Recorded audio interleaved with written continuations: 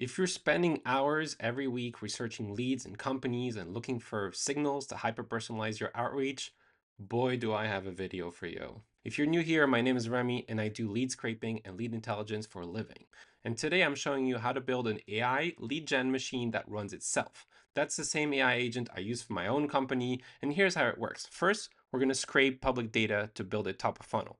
Then we're going to be filtering companies based on your ICP. After that, we're going to be doing some deep research and find high intent signals and scoring only the leads that matter. And then last, we're going to be uploading everything straight to your CRM. And all that runs with just plain English instructions. You don't have to be technical. It's no code. Let me break it down for you. So our goal today is to find wealth management funds or any sorts of funds that are already doing heavy scraping or some sort of scraping, what they called alternative data or alt data scraping. So we're going to be looking for those signals specifically. Now that's based on my ICP. That can be used for anything. So all funds and institutions that manage over 100 million are required by the SEC to file what's called the 13F form. This is perfect place for me to get started. It has the investor name, the reported value, and that's what I'm going to be using for the filtering and refining. All right, so let's kick off the workflow. So we're going to be putting that site as a start URL. Then I'm going to type in plain English what I need the AI to do. So I'm saying get the list of companies as well as holdings and reported value. It needs to be multiplied by 1,000. Filter for companies where reported value is between 20 billion and 40 billion. Now the signals are very important because it's asking the AI, what signals do you want me to look at? So in my example, I'm going to put hiring for alt data analyst, any investment in alt data in the press. This is very specific for alt data, but that can be used for anything. And now the output format is important because that's what you want the AI agent to return. So in my example, it's going to return a list of companies with the name from that site, the holdings, the reported value, and then a list of signals. It could be job post, a press release, based on what signals you're passing in here. All right, so I'm going to hit submit now.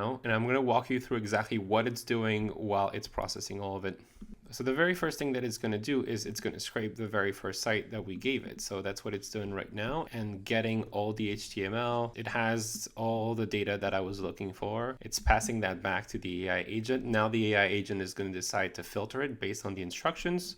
So that's what it's doing right now. Then I already have a integration to a database. So I don't want to scrape the same leads again and again. So I need to have a sense of memory, and that's what I'm using for my database of leads.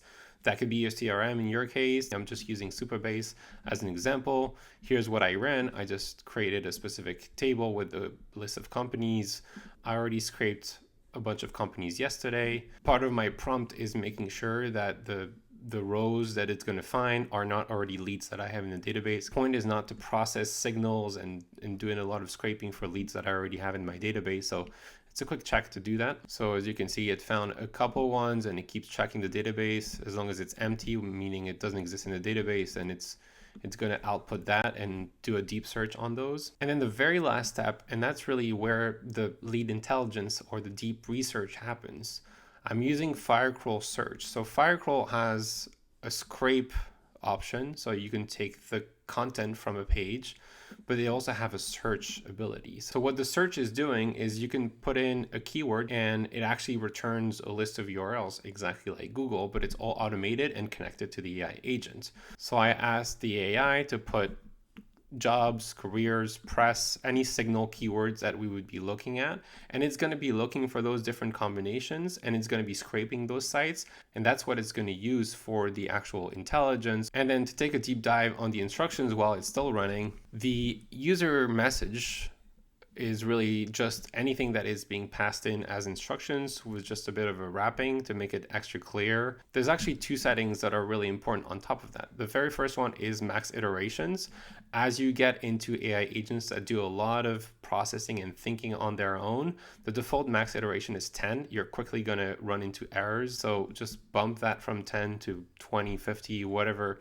If you really want deep thinking, you're going to need to push that up a lot more. And the system message is really where it's important. You're asking to use the scrape, you're checking Supabase, which is my database, and then you're asking to run the Firecrawl search. I also added some global limits because I don't want to go so deep that it just exhausts my scraping plans or anything like that. Now, Firecrawl has a free plan, but you also don't want to exhaust it over one specific company. So I'm defining some max, and the rest of the prompt is just explaining everything in plain English. I'll put all of that in below in the description. You can download all of that for free.